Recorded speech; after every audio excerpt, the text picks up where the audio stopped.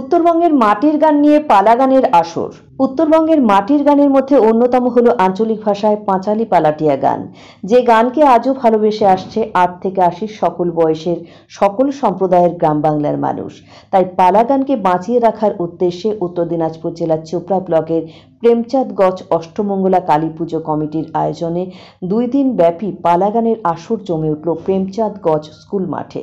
রবিবার দ্বিতীয় দিনের আসর থেকে পালাটিয়া গানের কিছু অংশ তুলে ধরেছেন উত্তর দিনাজপুর জেলার প্রবীণ লোকশিল্পী তথা বর্ষিয়ান সাংবাদিক সুবল গোপ।